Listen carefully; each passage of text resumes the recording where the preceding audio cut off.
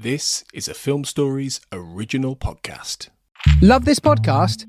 Support this show through the Acast supporter feature. It's up to you how much you give, and there's no regular commitment. Just hit the link in the show description to support now. Explaining football to the friend who's just there for the nachos? Hard. Tailgating from home like a pro with snacks and drinks everyone will love? An easy win. And with Instacart helping deliver the snack time MVPs to your door, you're ready for the game in as fast as 30 minutes. So you never miss a play or lose your seat on the couch or have to go head-to-head for the last chicken wing. Shop Game Day Faves on Instacart and enjoy $0 delivery fees on your first 3 grocery orders. Offer valid for a limited time. Other fees and terms apply. Hey, I'm Ryan Reynolds. Recently, I asked Mint Mobile's legal team if big wireless companies are allowed to raise prices due to inflation. They said yes. And then when I asked if raising prices technically violates those onerous 2-year contracts, they said, "What the f*** are you talking about, you insane Hollywood ass?" So to recap, we're cutting the price of Mint Unlimited from $30 a month to just $15 a month. Give it a try at mintmobile.com/switch. $45 upfront payment equivalent to $15 per month. New customers on first 3-month plan only. Taxes and fees extra. Speed slower above 40 gigabytes per details. It took a lifetime to find the person you want to marry. Finding the perfect engagement ring is a lot easier. At BlueNile.com, you can find or design the ring you've always dreamed of with help from Blue Nile's jewelry experts who are on hand 24/7 to answer questions. And the ease and convenience of shopping online. For a limited time, get $50 off your purchase of $500 or more with code LISTEN at BlueNile.com. That's $50 off with code LISTEN at BlueNile.com.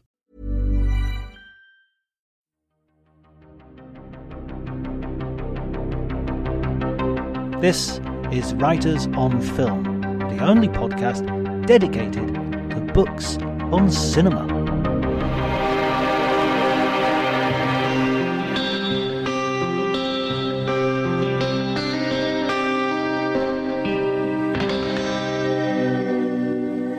Hi and welcome, my name's John Bleasdale. I'm a writer and film critic, and today I'm going to be talking to Wendy Mitchell, who is a writer, film writer as well, and a former editor of Screen, one of the biggest international trade magazines for movies. She's also the author of Citizen K9, which we'll be talking about, and a up-and-coming book on Icelandic cinema. If you enjoyed the podcast, please remember to like, subscribe, and spread the word. You can follow me on Twitter at Dr. Jonty, DRJONTY.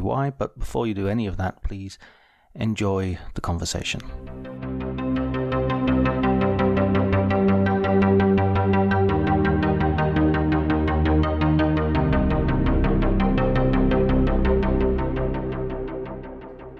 Yeah, I mean, I had such fun writing the book, obviously. I hope that comes through. But I had such fun rewatching films, kind of looking at it, not necessarily the dog's point of view, but just watching the dog more than anything. And it was a really interesting way to watch some classic films. And I was really lucky. I found the right publisher, which was Lawrence King in the UK. You know, they really understood that this was not going to be an academic tome, obviously. We're not aiming for the Pulitzer with dogs in the movies, but they understood that it was going to be fun, but not silly.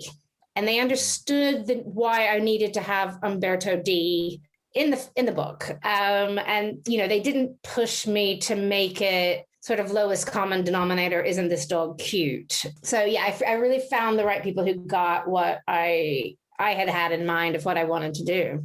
I really like the way it's structured as well, that you have a sort of this historical perspective. I was talking to Pamela Hutchinson on a previous podcast, and she talked about how silent cinema, there's a real point where the dog being in the picture on purpose is like a watershed moment for silent cinema, you know, because it's not just capturing what's out there. It's actually, no, we're really making something in front of the camera here.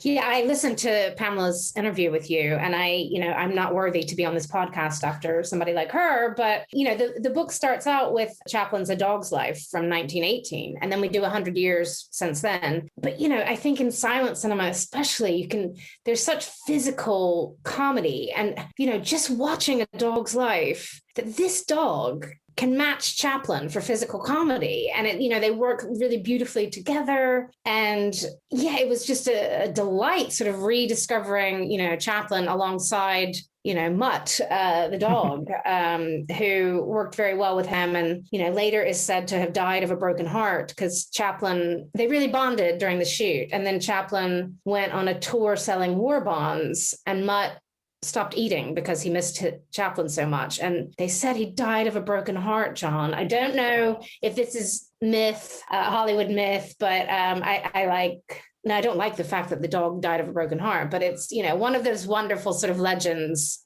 of old Hollywood. It's also wonderful that Chaplin doesn't have the cane in this particular picture because he has to keep so the dog sort of becomes part of his iconography as well. Yeah, it's kind of, he couldn't have the cane because he has to hold the leash of the dog. And, for people wondering, I think you can, if the Chaplin estate isn't actively shutting it down, they're quite keen on their copyrights. But, you can find something like this on YouTube, usually, just to go watch it. And it's very special. I like the way in your introduction, you talk about W.C. Fields and the famous quotation about don't work with animals or children. And you point out that the last part of that quotation is the one that's not quoted, which is because they'll upstage you. And so, it's that idea that in a dog's life, Chaplin sort of what's the name of the dog again? Mutt. Mutt gives Chaplin a real run for his money in terms of performance and cuteness and everything. I should say the dog's name in the film is Scraps. Right. But the real dog's name is Mutt, we think. But yeah, he lets the dog upstage him sometimes. And, it's right there in the title. But there's some beautiful sort of poignant, if you stop and think about it, just a poignant setup that, here's this street dog, here's this street tramp. They're both sort of down on their luck. They're doing what they can to survive. And Chaplin was very careful in casting the dog that he was shown all these, beautiful groomed dogs that the studios wanted to use. And he was like, no, I need like a mutt, a mixed breed. And that's what he got. And those dogs then became a very popular part of the film.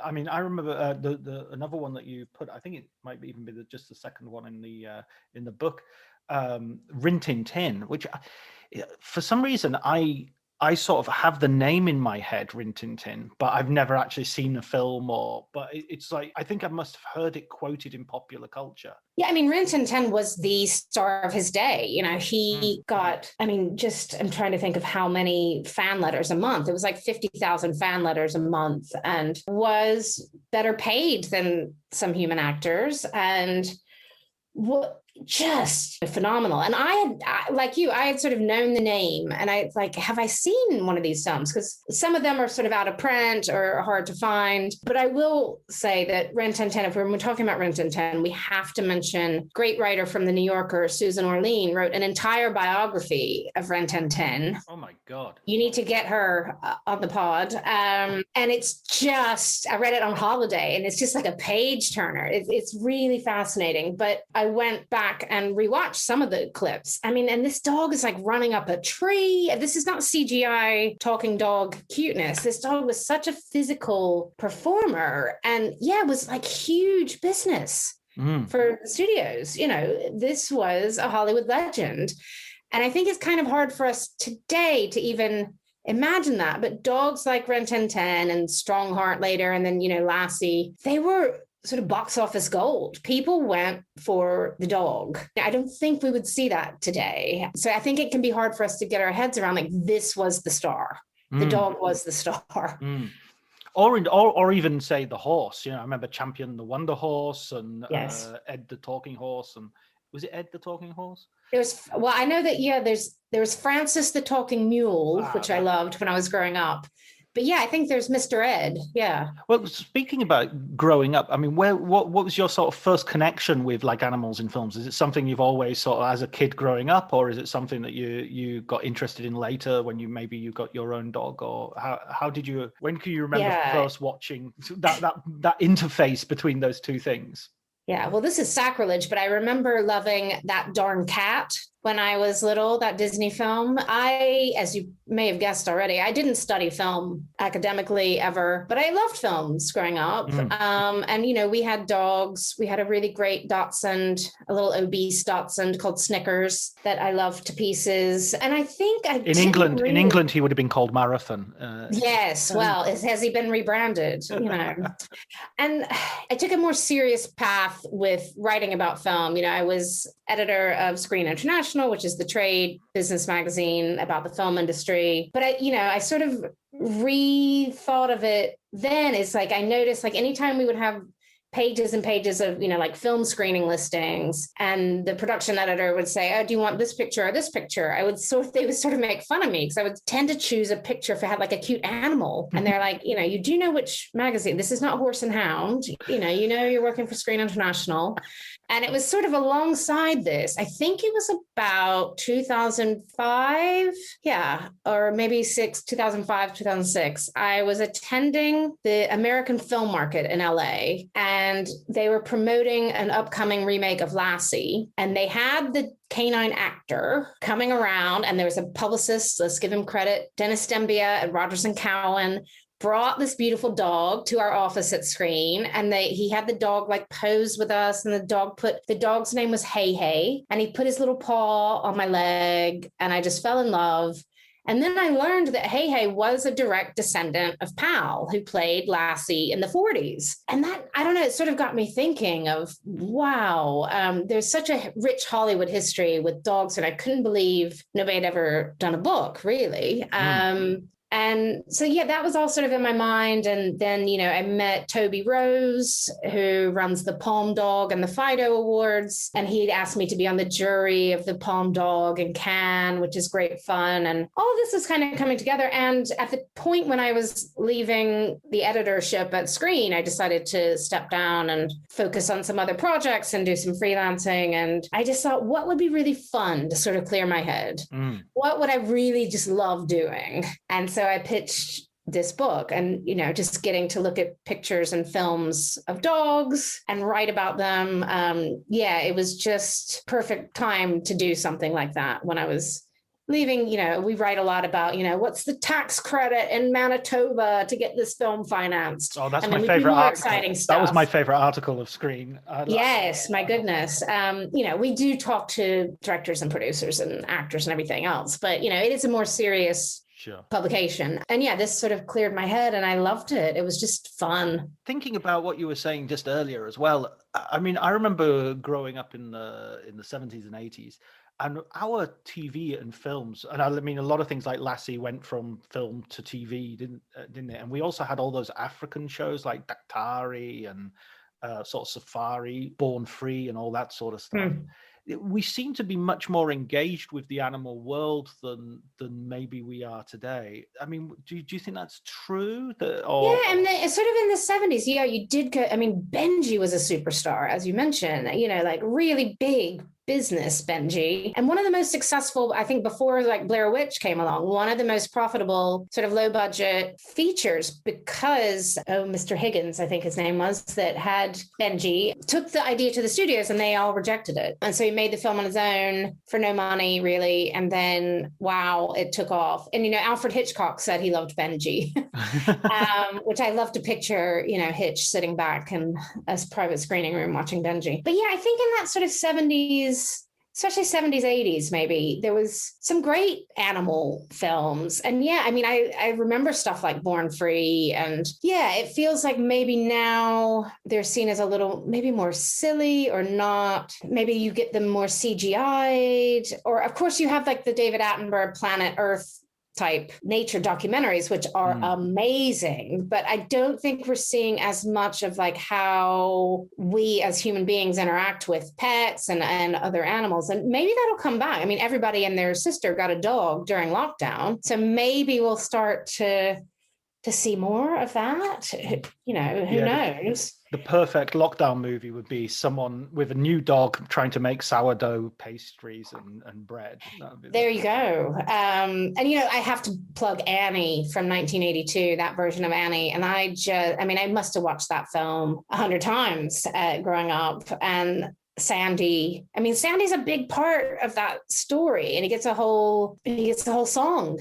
Right, He gets serenaded by the little girls with Dumb Dog, which I could sing for you now, but if you've heard my speaking voice, you really don't want to hear my singing voice. No, I go ahead. I'll count you in. No, I'm not going to do it. Yeah, I mean, that was one of the delights of looking through your book, was there are so many films and dogs which I remember being a huge part of my life, but I've sort of forgotten about. I mean, Digby, the biggest dog in the world, being English, that was on every single holiday, every bank holiday that movie showed. Like it was It's a Wonderful Life sort of rate of repetition, and I'd totally forgotten about it. But yeah, Jim Dale and his huge, rather silly King Kong sized dog.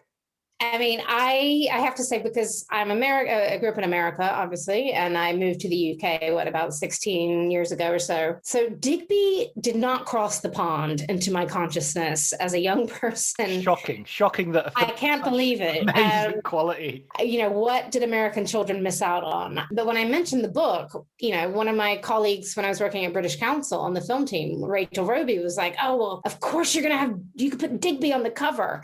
And I was like, "What's a Digby?" And she was just in shock that I didn't know about Digby. Digby is obviously wonderfully silly. I would not say the visual effects are up to modern standards, let's say, John, but, great fun. And I can see if you're like a 6-year-old now, you would still love it. I think it would hold up to watch it if somebody grew up watching it and is sort of middle-aged and could watch it with their kids. It'll be great fun. So yeah, I got to discover Digby for the first time. I wonder if Digby's special effects will hold up better than sort of the CGI Call of the Wild Harrison Ford film, which features, well, not an animal performer, but I think an entire CGI creation. Am I right? Or is You're right. Yeah. Funnily, that is not in the book. It came out, a little bit after I had my press deadline, but funnily enough, we had a Bring Your Dog Along screening at Picture House Central to promote, and launch the book, which was really good fun. And the dogs are very well behaved. But because of the sort of timing, that was the film we showed. And I sort of thought, this is a little bit ironic that we're celebrating these real canine actors throughout history, and yet we're seeing this animatronic buck. And I think that dog, the whole time I was watching that dog, I just thought, this is not real. It just doesn't have a soul. Sorry, I was not a huge fan. I mean, the film did not do that well, I don't think. I wasn't a huge fan of how that dog looked. And I think Harrison Ford gives a fine performance. I don't think it's a career best, but, I think maybe you can tell it's something like Beginners with Ewan McGregor. He bonded with that dog. And I think you can see that in the film. There's like a real connection. And I think you can't see that if the dog is made by a computer, Yeah, the uncanny valley seems deeper for animals than it does for people, because people can act a bit robotic anyway, but animals have no clue what that just does it exist in their conceptual sort of minds, So yeah, I don't really agree with the whole animatronic dog, but it was wonderful to watch that. It was funny to see that film with a bunch of real dogs in the cinema, and there were no accidents, I should say. That was my second very question. Well behaved. And, the minute they saw this dog on screen, they all kind of were quiet and just watching. And, I think they were curious. Maybe they saw the uncanny valley, like, who is this imposter amongst our midst? This isn't a real dog. But yeah, they were very well behaved to watch him. Oh, I'm glad about that. As much for the staff as for anything else. I know. I always thought this quite brave doing like a dog screening in this beautiful new cinema with these amazing seats. And each dog gets a blanket they can sit on if they want. And I was shocked at how well behaved they were. Is that a very common thing now in sort of London cinemas or? Yeah, Picture House, I think, does it, maybe a couple times a year. Mm-hmm. I think they did one for Isle of Dogs. It's a fun thing. And I will say, in the course of talking about the book, I met some of these doggy influencer people, and they are passionate, shall we say, about their dogs and taking them to places. But they even have, my friend Fen Halligan, who you might know is a reviews editor at Screen, she came and brought her little dachshund and was, she's not like a crazy dog lady or anything. And they thoroughly enjoyed it, I think. Wendy Ide brought her big dog, who's Moxie. Moxie, yeah. I've met Moxie. They were all very, very well behaved. And yeah, you get sort of the dog crazy people. And then you get, I think, a few normal people who think this could be funny to take my dog to the cinema. And yeah, it was. Do you think we're making a mistake by only programming films about dogs, though? Maybe dogs are like, I mean, I remember when I was a kid, I never wanted to see a film with kids in. I never got that Goonies thing. I wanted to see films like Raiders of the Lost Ark with adults. I didn't want to be talked down to. So do you think dogs are going, oh, why do they keep showing us films about dogs? We want to see films about bones. That may be a good point. Or a film about people running on a beach or people digging or 2001 A Space Odyssey, just the bone going up in the air again and again. Oh my God, I haven't thought about that. Yeah, that could be a good fit. Yeah, because I think there are sort of videos you can put on for your dog when you leave the house and things like that. And maybe that is not just watching other dogs, because that can kind of disrupt them, I think. Watching other dogs, maybe they want to interact with the dog or jump on your TV or something. But yeah, maybe a nice meadow they can run through, or a big bowl of steak or something might be their dream viewing. Do you think the way the dogs have, the way things have changed, and thinking again of Call of the Wild bringing in CGI, do you think this is something to do with just animal performers being, there are problems that studios are unwilling to get into when it comes to animal performers? Maybe audiences aren't as comfortable anymore with seeing a trained animal. They assume, that there might be some cruelty involved in that training, maybe wrongly assume that. Yeah, I think it's a really good point. I'm so glad you brought that up, because it was something I was even conscious of, like, should I even be writing this book? Have these dogs been mistreated? And from the animal trainers I talked to, who are just amazing at their jobs, I really love their jobs and love these dogs. They pick the right dog for the right job, and they're not making a dog do anything they're uncomfortable with. A lot of them, the dogs live with them like family, and they know the dog personality inside and out, and they know to get him to jump over here, you might want to do this. And I didn't hear any stories of dogs in duress and harm's way, because that, would freak me out and make me abandon the book. But yeah, I think people like PETA are of course, against dogs acting. They're also against, I think, and double check me, they're against guide dogs for the blind. Right. They just think animals can just be animals without serving humans in any way. I can see that stance, but for me, hearing like the dogs really dogs like to work, most of them. And if they understand what they're meant to do and they're being well treated and they get a lot of love. Mentioning this dog that was on the set of Beginners with Ewan McGregor, it was a great trainer called Mathilde de Cagny, who's a wonderful animal trainer in LA. And she's worked with a lot of terriers over the year, including the dog who played Eddie on Frasier on TV. Oh, wow. Yeah. So I'm starstruck. I know. She really knows her dogs. And she let Ewan just bond with that dog so much that by the time they're doing kind of scenes where they're on like a bed together and he's talking to the dog, she wasn't even in the room. That was Ewan loving that dog. And in fact, the day the shoot wrapped, Ewan went to go rescue his own dog, even though someone in his family might be a little bit allergic. He got the right kind of breed, because he was just like, I've fallen so in love with this dog, I can't not have a dog. And then while he was in LA, he used to go on walks with his dog and this dog from Beginners. So sort of happy stories. But yeah, I can see how there was a couple of years ago, and gosh, I'm forgetting the film title.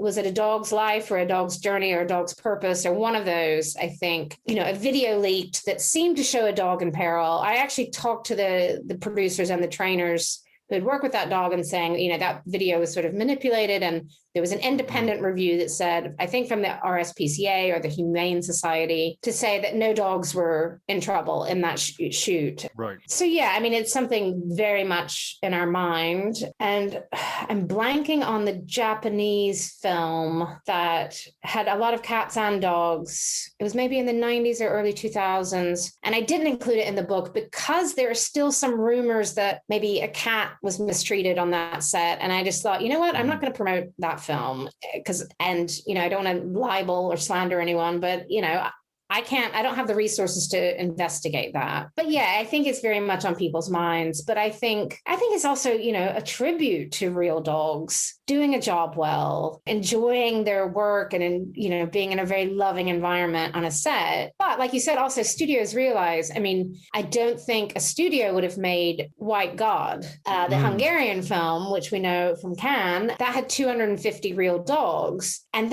there's such an investment of time, of money in training those dogs. And, in the book, Todd Solondz says, like, oh my God, we had these Dachshunds, maybe not the greatest dog lover, but he said these Dachshunds from Wiener Dog were so stupid that to get 30 seconds of usable footage, we had to film them on a treadmill for like 4 hours. It takes time and patience and investment. And they're not human. You can't guarantee they're going to hit their mark every time. And so, I think it's probably a combination of, maybe people are slightly more uncomfortable with like seeing a trained dog having to act for their pleasure, and also just the money, the time. Right. Yeah, absolutely. I mean, in terms of exploitation, in terms of history and all that sort of stuff, you have to put it also in context of everybody being exploited to some extent. You made the great point that Toto in The Wizard of Oz is paid more than the Munchkins. So the Munchkin actors were not paid very well. Toto broke his paw on the set.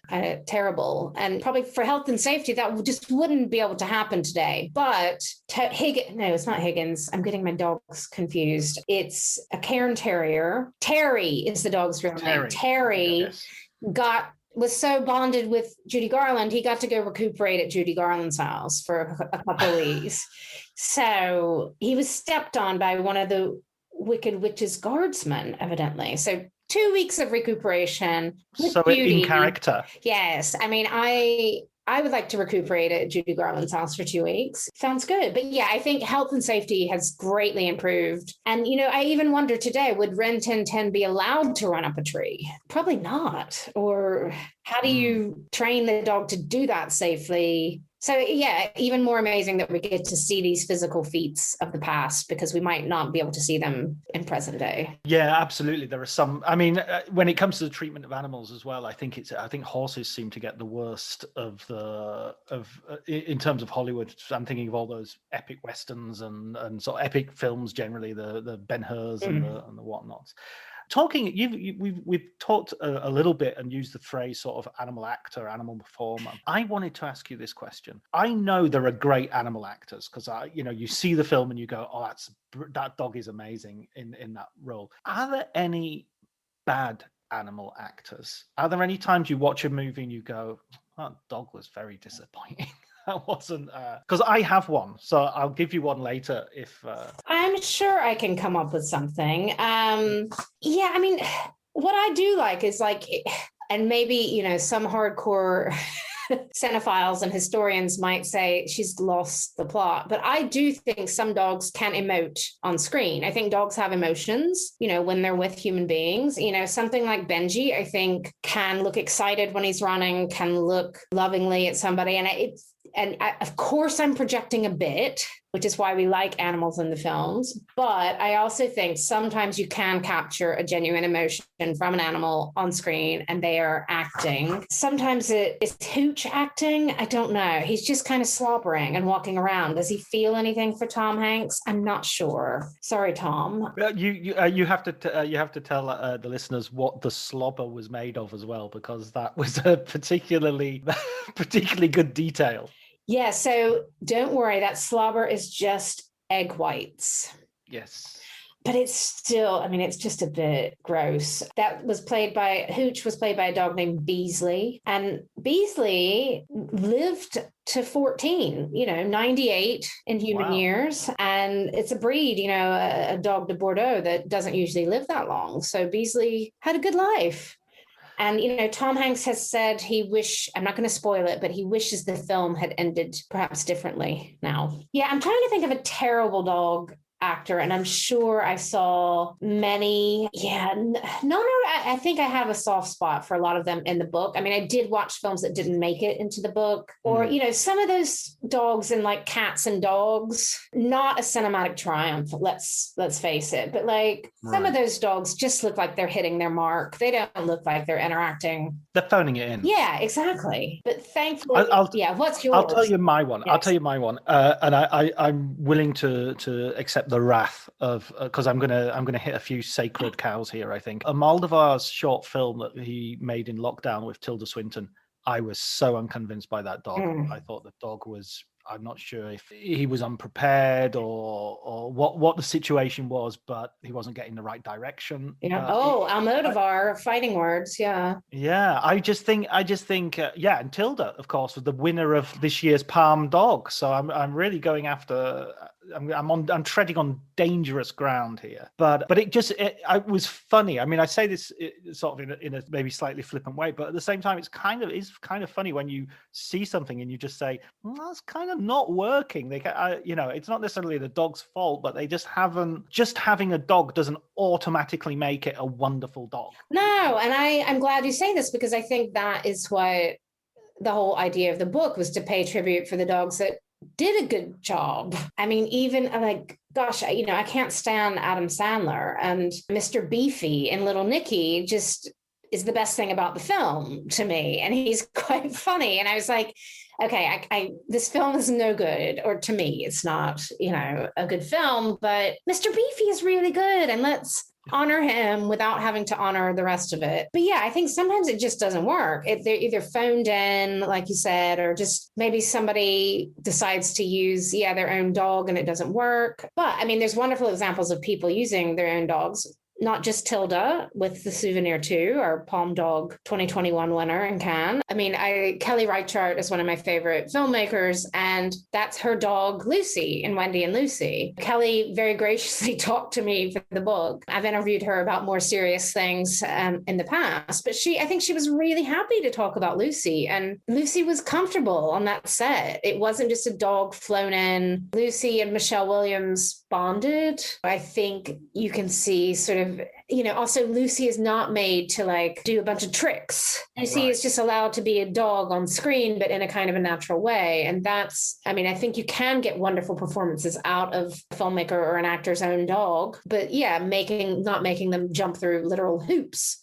Perhaps Lucy may have not been able to do that, but Lucy was a great dog on screen. She's no longer with us, R.I.P. Lucy. But yeah, Kelly Reichardt really enjoyed working, because Lucy, I think, had also been in Old Joy in a smaller role. But yeah, I think that's wonderful. I loved Wendy and Lucy. I literally watched that this week for the first time. And I just thought that was such a great film. Oh, it's beautiful. And such, with a lot of Kelly's films, such a sort of light touch, not so heavy-handed, and just, beautiful performances. And just, I think that does show this bond between human and animal that I get almost goosebumps talking about. Explaining football to the friend who's just there for the nachos? Hard. Tailgating from home like a pro with snacks and drinks everyone will love? An easy win. And with Instacart helping deliver the snack time MVPs to your door, you're ready for the game in as fast as 30 minutes. So you never miss a play or lose your seat on the couch or have to go head-to-head for the last chicken wing. Shop Game Day Faves on Instacart and enjoy $0 delivery fees on your first 3 grocery orders. Offer valid for a limited time. Other fees and terms apply. Hey, it's Mark Marin from WTF, here to let you know that this podcast is brought to you by Progressive Insurance. And I'm sure the reason you're listening to this podcast right now is because you chose it. Well, choose Progressive's Name Your Price tool, and you could find insurance options that fit your budget, so you can pick the best one for your situation. Who doesn't like choice? Try it at Progressive.com. And now, some legal info. Progressive Casualty Insurance Company and Affiliates. Price and coverage match limited by state law. Not available in all states. About it, I'm a bit silly, but we love our dogs. They can become, for Wendy in that film, that is her family, is Lucy. And I know a lot of people like that with their dogs, and I like to see that on screen. Yeah, it's kind of her last connection to the world almost, isn't it? It's her last, even though she's out of the world. It reminded me a little bit of another film that you include in the book, Umberto D, the Italian new wave sort of classic. And again, it's about an old man, well, in this case, an old man, but it's about someone on the margins of society dealing with poverty, and his only really fully satisfactory relationship is with his dog. Yeah, no, I think this film is just wonderful and powerful and sort of classic of Italian neorealism, as you say. But the dog performance or just that relationship, it was really important for me to have this film in the book. Kids don't know it. And well, that was also the hope that, somebody might buy it for their kid thinking, oh, my kid loves Lassie, I'll buy them this book, or my kid loves Beethoven, and then discover, oh, well, this one is maybe not for kids, but what a wonderful sounding film. And yeah, his relationship with Flyke is so important. And, at the end, I'm not going to spoil that one either, but Flyke is there for him at the end. He, won't leave him alone, and just really powerful. And it would have been powerful in a different way if he had a best human friend. That would just be a different relationship. And I think we can project so many feelings onto that man-dog relationship. And God, yeah, I just love that film. I want to rewatch that this week, even just talking about it. Yeah. But I mean, with Umberto D and with Wendy and Lucy both, it's about people who have kind of, for better or worse, sort of failed in the world or are somehow pushed out of the world. And so here is a non-human, in the human world, I want to say, and here is a non-human who gives them something that the human world just can't give them. Yeah, we see that sort of unjudgmental, sort of unconditional love that you might get from an animal, especially a dog. Maybe a cat doesn't give a shit so much. But yeah, I think, there was a film with a street cat named Bob, I think. But maybe that's the exception that proves the rule. No, well, John, I have pitched the feline equivalent. I don't know if the publisher is biting. I want to call it Once More with Feline. Maybe this will happen someday. But there's, a good cat of course, Inside Llewyn Davis has that amazing cat. That's so good. Going back to Breakfast at Tiffany's. So yeah, I also, and this can be controversial to dog people, I also like cats. I grew up with cats and dogs, but I think there'll be less sort of good stories about cats. Sorry, cat people. I hope to. Oh, cat people. There's another one. Yes. Exactly. Cat from Outer Space. Yes. And as I mentioned, that darn cat. I've already got a list. I'm ready, but I think the cats can be, harder to maybe even find out this is sort of historical information about the cats. I think there's going to be slightly less interesting stories, but I hope, I think maybe if I did that book, that'll be a little bit more of just some amazing pictures and a sort of tribute to the film and the role of the cat within the film, maybe less about the actual cat who played the role. Would you have cat trainers? Does such a thing exist? Well, did you catch The Innocents in Cannes? Yes, I did. Yes. Okay, so something not nice happens to a cat in that film. Yes, very not nice. And weirdly, I was on set. Happened to be in Norway when they were shooting. So I went to the set one day in Oslo, and I happened to be there the day that the cat and the cat trainer or cat wrangler was there. And that wasn't even a Norwegian. I forget where it was. German or something. They couldn't find the right cat in all of Norway. So they had to go, they get the right cat and the right trainer to come in. But I just think the phrase herding cats, I think a cat is much harder to train. So when we do see a good cat performance, I think that's even harder to get. So but there are certainly cat trainers out there. That's a job I wouldn't. I have a cat. I have 2 cats now. My relationship with animals is very, I like them. I don't wish them any harm. I'm quite happy to have them around, but I'm a bit Werner Herzog when it comes to my relationship. I see nothing in the eyes but despair. I'm that sort of, I don't have such a sort of romantic relationship, shall I say. Yeah, I think the cat, cats are so independent, as we know. And I think it's a different the bond between cats and humans is very different, as we know. So I think it would be, a different exploration if we're talking about cats in cinema. But I have a soft spot for any animal films, lambs in Lamb, and, another kind of film, and rams and sheep. And, I love Icelandic cinema. I could do a whole thing about, sheep and their role in Icelandic cinema. I like a lot of animal films. Maybe it makes me a bit soft, but well, I don't know, because looking at the films that you've included in this book, you do have White Dog, you do have White God, you do have. Well, one I had to fight to include was Cujo. Oh, of course, yes, Cujo, which is a brilliant. Because we knew this book wasn't for kids, so we could include films that aren't for kids. But Cujo, I did a lot of the photo research myself, and we had to. There are some films that aren't in there because there weren't good images of the dog in the film. Fair enough. But with Cujo, there's a lot of cool stills, but most of them show very rabid Cujo, drooling, bloody, horrible, and it just... That's got to be egg white and tomato sauce. Yeah, egg white again. Yeah, it's not real blood. But if you're flipping through the book, it's kind of like, oh, Lassie. Oh, God. What is this? And so the publisher was like, can you find us a picture where Cujo, maybe a pre-Cujo? And so I think the shot we use is maybe from the opening of the film. And it's just sort of the back of Cujo looking over the valley, innocent. You might think this is a cute dog. So that was, and funnily enough, with White Dog, very disturbing film by Samuel Fuller. I mean, beautiful filmmaking, such an allegory of racism. And funnily enough, we've got cuddly pictures of that dog snuggling up to Kirsty McNichol. I'm getting my Kirstys maybe confused.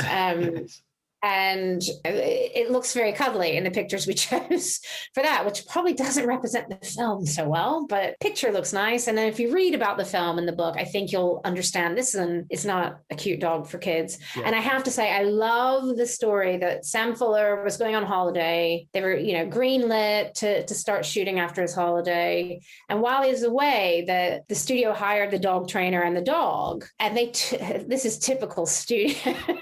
Boffin said, oh, it's called White Dog, so we're going to get a white dog. Right. And, it's a German Shepherd, I think. And Sam Fuller was like, I didn't mean it. The dog needed to be white, you idiots.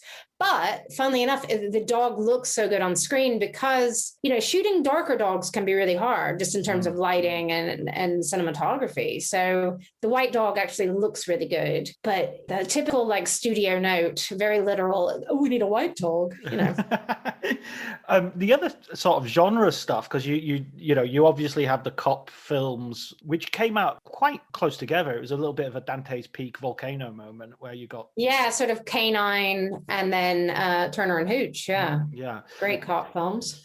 Brilliant, yeah, absolutely. And then you get your sort of, I actually wrote an article, so this is a way of me plugging my own stuff as well for a website that I think is defunct, so maybe not. But I wrote a piece about how all apocalyptic films have a dog in them, and I Am Legend is obviously one. Oh, Will Smith and I Am Legend, I think, but that adds doesn't that weirdly, the dog adds the humanity to that film for a lot of it. He's more upset by, spoiler, he's more upset by the dog getting bitten by than when his entire family gets wiped out. He's sort of like, I mean, he's still upset, but when the dog goes, it's like, oh, that's the last straw. That is the last straw. This is when I'm really upset. Yeah, because it's sort of that dog is the innocent. And again, we're projecting sort of human feelings and anthropomorphizing, I can never say that word, onto the animal, but it's about that bond. And, this is his companion, his loyal companion forever, for the rest of time. He's got Abby. And what happens? And that's it. Like, no, you can't take my dog. Right. But yeah, Will Smith loved that dog. They went on dates before shooting to sort of get to know each other. And then, of course, at the end, Will Smith wanted to adopt that dog.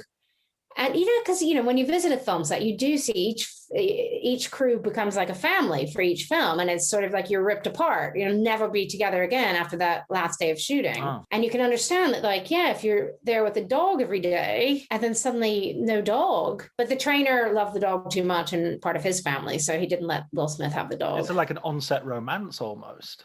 Yeah, exactly. What happens on set, Has to stay on set in that case.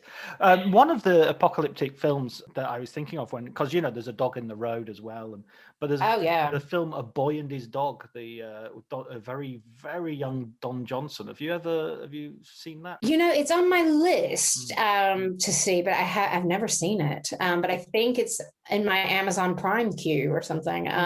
But yeah, I have to admit, I made a list when I started the book of about, 500 films, and it became clear maybe I would pick out sort of 150 of those to actually watch and figure out the final sort of 100 or 80 in the book. But yeah, I've missed some good ones. No, I mean, I wouldn't say it's like an essential thing, but I remember, I think it was on a Movie Drone, which was a sort of BBC Two Alex Cox introducing cult movies series in the 80s and 90s. And he explained that it's a Harlan Ellison short story where the dog has telepathic qualities because of the nuclear fallout, and so that the dog and the boy communicate all the way through the film. And they were saying the Disney company wanted to buy it so that it would sort of like they'd have an animatronic sort of dog, but they didn't do that in the end. They didn't bother lip syncing. But it's a problematic film more because of its gender politics nowadays. It's one of those you probably say, oh, lovely dog and great relationship, and then how he treats the women not quite so good. Yeah, no, there's probably there's so many of those films, but yeah, I like to, as you can probably tell now, I will watch anything with a dog in it. So yeah, I look forward to checking that out. Brilliant. You mentioned earlier as well about your being interested in Icelandic, Iceland, and how did that interest come about? It's hard to even say. I was still living in New York and writing for IndieWire at the time, and I got invited to the Reykjavik International Film Festival. And this must have been at least, it probably was about 18 or 20 years ago, maybe 18, 19 years ago. And I went for a sort of long weekend and just fell in love with the place and the filmmakers I met there. And I've been really lucky. I've probably been to Iceland about 15 times since then, either to Riff, that festival, or to Stockfish, which is another festival, or to visit film shooting, or just kind of for fun. And I just am obsessed with the place. I think it's like nowhere else on earth. And it fascinates me, their cinema, that of course there were some very, very early films, maybe in the sort of 20s, 30s, 40s, mostly shorts, but their sort of real cinematic tradition sort of picks up again in the 70s with the Raven films, and then Friedrich Thor Fredriksson, who, is still very much alive and active. And I just thought it's kind of fascinating to see a cinematic nation that is very influential today, and yet everybody that's worked in it is still alive. I can go talk to them. And it does, we don't have that luxury in some other places, but just to see, the creativity in Iceland, I think is just off the charts. And I think it's also very interesting, and sorry, I'm going on a tangent, but to see the birth of the music scene there and how influential, the Sugar Cubes and then Björk as a solo artist kind of, I think, inspired some of the film. It was sort of hand in hand. At the same time, the film world was growing up there. You also see the music and Sigur Rós later being sort of renowned internationally. And I think you can see the same thing with the films, but I also just love some of their film. Going back to Children of Nature with Friedrich Thor, it's been their Oscar-nominated film of history. And just, I think the cinema there captures something special about being in Iceland, which is the people and their relationship to that land and to nature. And, can have a very quirky sense of humor. 101 Reykjavik, the early Baltasar Kormákur film, is just wonderful and kind of boozy and funny. So yeah, you're probably about to mention that it's here. I can show you, John. Yes. It really exists, but because of COVID, the launch has been a little bit delayed, but I've written a book called Iceland on Screen. Right. I've always wanted to write something substantial about Iceland, and I used to cover them a lot for Screen International and, just packages of interviews with Icelandic filmmakers and such. But very kindly, I pitched this idea to my friend Leve Gudjonsdottir at the Icelandic Film Center and Einar Hansen Thomsen at the Icelandic Film Fund. What's it called? Film in Iceland. Mm-hmm. And they sort of saw the value of doing it. It's like a real book, I swear. It's got a hardcover and everything, but they saw the value in doing it as, maybe it's not quite a promotional tool, but they intend to give it to people for free as a gift. Ah, I see. So yeah, so the original intent was when people go to the European Film Awards in Reykjavik in December 2020, they'll get a copy of this book and maybe some, dried lamb jerky or something, And of course, that has now been delayed to 2022. But oh gosh, I had such fun working on this. But I got to talk to pretty much all the living Icelandic filmmakers. And a lot of it is very location driven. So again, this is not a sort of academic tome. It's very much like, oh, here's where they shot 101 Reykjavik. You can still go to the bar. And here's what Baltazar remembers of shooting there that day. And he said it was one of his worst days on set, in fact, because everybody got really drunk. He co-owned the bar at the time. Right. This is the same bar, Cafe Bar, and that Damon Albarn used to be a sort of part collaborator. But he was like, it was a nightmare to shoot in there because we knew everybody. We were giving them free drinks. So it's a little bit oral history, a little bit gorgeous photos of Icelandic film locations. And it also includes, things like Game of Thrones and where that's shot. And I have to plug that there's a guy, a writer and programmer in Toronto called Steve Gravestock, and he works for Toronto Film Festival, and they have published a book right around pandemic start called A History of Icelandic Film. And that is if you really want to know about the films, and it's more of a critical analysis of the films and also sort of an oral history. And that's just wonderful for that kind of book. Mine's the sort of like tourist companion. To that, with a lot of pretty pictures and learning a little bit about some of these Icelandic films. And I'm just obsessed. I can't wait to go back, hopefully later this year. I looked you were kind enough to send me a PDF copy of the text so I could look through it and the pictures and everything. And I love the way it was structured, where you have you basically have a map of Iceland and you can go around and see, be a perfect sort of companion where if you were to have a trip to Iceland, that would be I think they will give it to sort of tourists. And John, have you ever been? No, I haven't, and I'd love to go. Oh, we need to get you an invite to one of these festivals, because it's such a magical place and just special people. I just love hearing their accent, their outlook on life. It's one of the few places in the world. I hope this is still true. There's no Starbucks in the whole country. I'm sold. It feels kind of, it's just a special place, and just amazing creativity there. And like this year in Cannes, Lamb, I think, is a really cool genre film. A few years ago at Cannes, Woman at War, and again, I was lucky enough to visit there. Such a great movie. Benedict let me visit the set of that film, which was just amazing to even see. Oh, I'm forgetting her name. The amazing lead actress, swimming out in the sea in one of those Icelandic woolly jumpers when it's too cold to put my foot in, and she's in there. But I'm also like, why do they swim in a woolen jumper? Surely you want like a wetsuit. But you sort of learn about the quirks of Icelandic people. They love the water. They love to swim.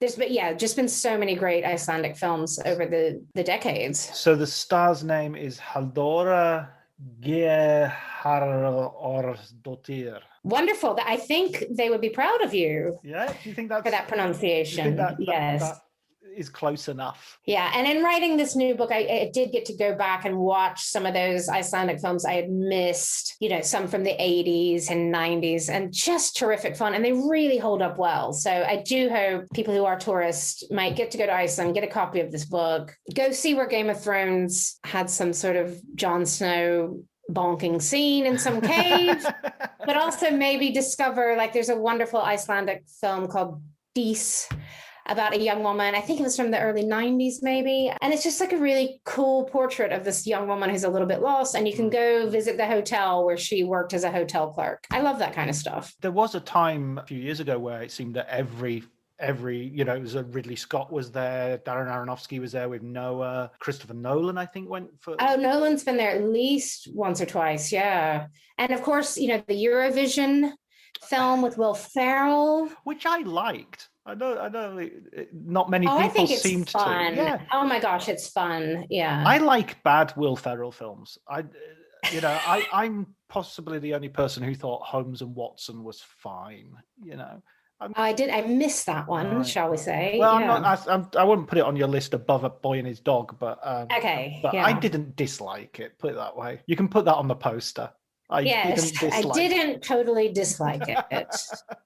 But it's great to talk about Iceland because I think it is a country which is really, as you say, sort of punching above its weight. I mean, even in something like the football, it's competing in major international tournaments, and it's got a population which is a bit, I don't know, is it population of Manchester, I guess? Yeah. Is it what, 300,000 or something? Yeah, well, a lot less than Maybe? Manchester, a little bit of Manchester. But I should also mention their football goalie is a filmmaker, of course. Everybody knows everybody in Iceland. I just love the little interconnections. And, you can start talking to somebody and they say, oh, I really love this filmmaker. Oh, yeah, and he's also my brother-in-law. It's like, okay, yeah, of course he is. But I quite like that. And yet there's so much creativity in it.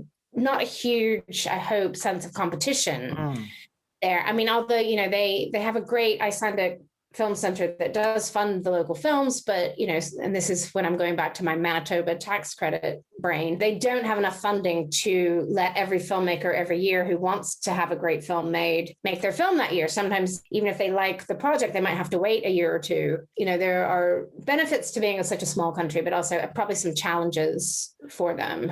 Was I'm hopefully I'm right here. Wasn't there a film outside of coming out of Iceland a couple of years ago, showed in Locarno, called Echo? That was like a beautiful Runarsson film. Yes. Yeah, Runar's a filmmaker I've been lucky enough to meet. And he knows the best bars in Reykjavik. If you go, he'll take you to the old school non-tourist bars. Just a wonderful filmmaker. And it made in fact, I went way up to the West Fjords to see sparrows being shot, which won the big prize at San Sebastian, where I work. So this is all, tying in nicely. But Echo, I think, is one of the most special, I think it's probably his most special work. It's, as you know, it's kind of like vignettes. And it almost sounds like a Roy Andersson film, but it's totally not. These little vignettes set during a holiday period in Iceland. And I just found it so beautiful. And I think not enough people have seen that film. I think he was on Mubi in some territories. But yeah, it sounds like you were a fan of it because it's just sublime, the filmmaking here. But I know, for instance, that was a struggle for Runar to get all the funding for that film because people wanted a sort of another narrative, coming of age drama. They expected that from him. And he was like, no, I want to do this. And, it can be hard to get a film like that. Yeah, it's one of those. I mean, the word poetic is sometimes lobbed about a little bit too readily, but that film definitely deserves it because it's got some beautiful, striking images, and it's, as you say, it's like a mosaic of all these different little tiles. But he's such a visual stylist as well. I mean, I found that film, I found myself sobbing, I think. At the end, I was lucky enough to see it on a big screen and just sobbing at just having been the accumulation of all these little, as you say, tiles, at the end. And I just, sort of devastated me. Gorgeous film that everybody should seek out. Wendy, I always ask, I keep using the royal we in this podcast. I'm not sure why. I like to. It's your whole team. Exactly. I like to create the illusion that my people will call your people. I'd like to ask you for a recommendation for a film book for our listeners. Something that either has influenced you or that you've just loved, that you just enjoyed reading. I'm going to go for such a bleeding obvious, and I haven't listened to all the episodes. I don't know if people have said it yet, but it's David Thompson. Nope, nobody said this one yet. I just think, okay, so it is David Thompson's biographical dictionary of film, and I use it all the time. I think it's a wonderful resource. I just think he's such a great thinker and writer about film. He's very succinct. Obviously, it's a sort of dictionary, but even in a very succinct sort of blurb about a certain director or a certain actor, I think he can capture a lot.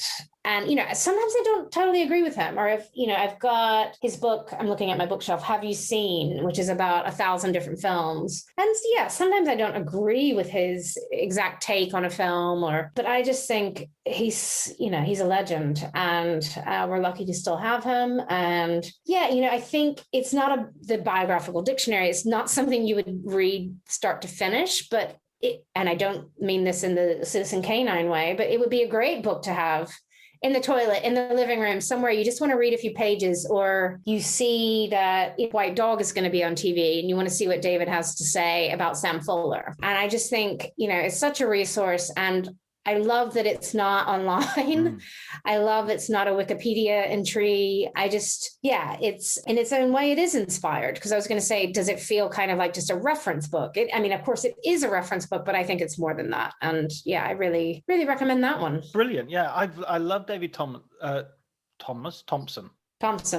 Without a P for anybody Googling him. David Thompson. I read the Big Screen a couple of years ago, which is really good. And I haven't read that one. So I haven't even read all of his stuff. I just, need to. He did a book that I've got on my Kindle sort of lined up to read as well, called Suspects. Did you hear about that one?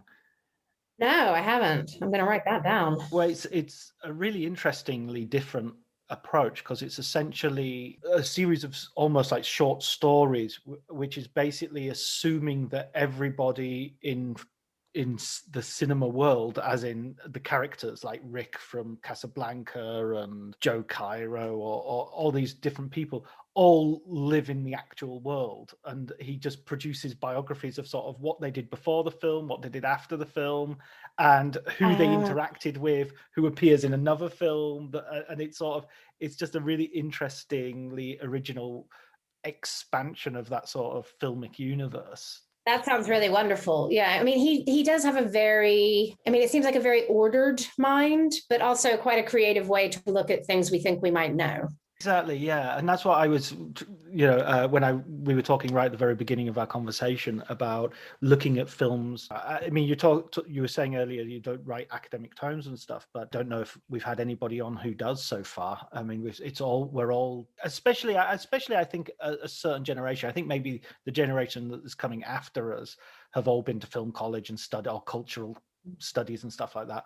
But I think most of us have come to it from I come from a more literature-based things, and talking to other people, they seem to come from slightly different angles, But yeah, anyway, I love that original way of looking at something, whether it's dogs or whether it's short stories or whatever it might be. Yeah, thank you for giving time to me and my little doggies of Citizen Canine.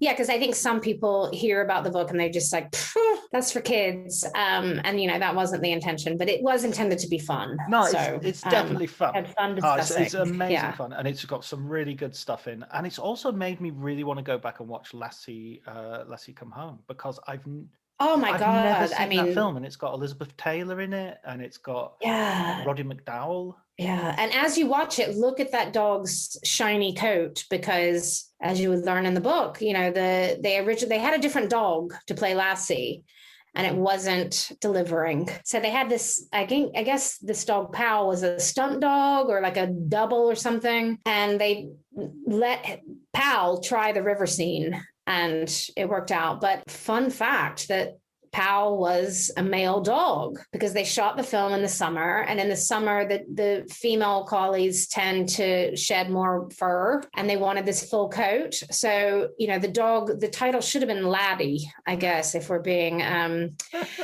literal. But yeah, Lassie was a boy. I love the line that you quote the director as saying something that Pal went into the river, Pal, and came out Lassie. It's like, exactly. It's so dramatic. And I love that. Yeah, I think there was a whole biography written at the time of Lassie. Yeah, again, one of those like Ren 1010 that was just, what a moneymaker. Wow. Pal and his descendants, who bring us back full circle to one I met, at the AFM. Who would have thought, Amazing. Listen, thank you very much, Wendy, for joining us, and thank you for giving us your time and recommended Citizen Canine, and to look forward to what's the name of the Icelandic cinema book? It's just called Iceland on Screen. But yeah, we look forward to launching that. Thank you, John, for not only talking to me, but for doing this whole series of.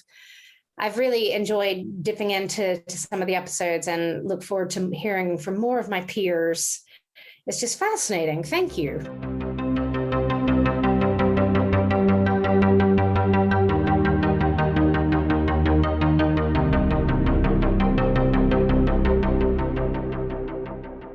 So that was our conversation on Citizen K9, Dogs on Film, and Icelandic cinema. Loads of stuff we covered there. A nice eclectic subject, I think you'll agree. Wendy's recommended film book was David Thompson's Biographical Dictionary of Film. Thanks as ever goes to Elliot Atkins, who provided the music for the episode, Ali Harwood, who helps out with the art. If you enjoyed it, please do like, subscribe, please, if you haven't already. And until next week, take care.